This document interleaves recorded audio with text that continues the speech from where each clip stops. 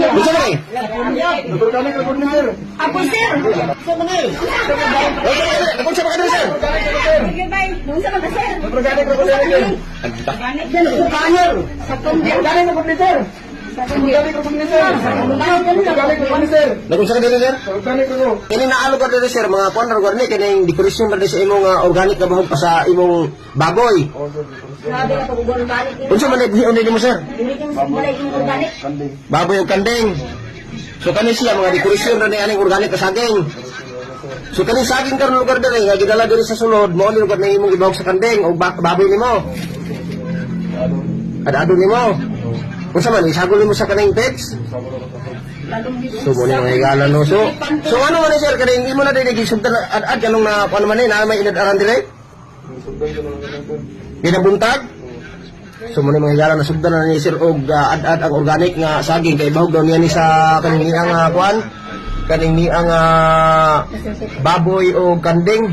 So mo ni yung gidala diri kani kunong inyo makita diri decoration na daw. Lay, tiyo sir decoration na sir ba?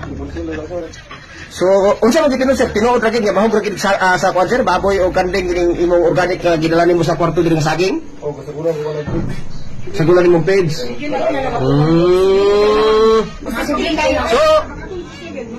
So unsa kaning kuan sir kaning ano sira kaning wala ba ka gamit og kuan sir kaning siya sir?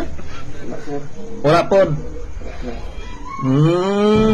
Galing kayo. Nakurog lagi ka sir. Kurkurog siya sa organic. Nakay gagamit pa kag siya sir? Medyo siya kakuan lagi yan ko no. Muna nga yala lagi. Promotion na. So, muna nga yala no. So, like pa yato no. Kisay atong ma-interview, ma-istorya kalabot ni ini nga kuan karon diri. So sir kaning istoryahon ka na magkaron karon sir kanang naay barangay sir ha. Diha ra sa ka sir ba? Istorya ka na magkaron kaya masag kagibuhat nga dotan sir. Bahog ka magighat ni. Organic na motor. Organic na magighat. Sige sir ha, kanang istoryahon ka na magkaron sir ha uban ang barangay ha. Sige sir, kani asa man diri atong ma-interview ang istorya na to? Makalabot ni. Ha? Okay, naado rin si kasama nga Michelle. So, kasama Michelle, maayong hapon diha kanimo. May adlaw po, sir.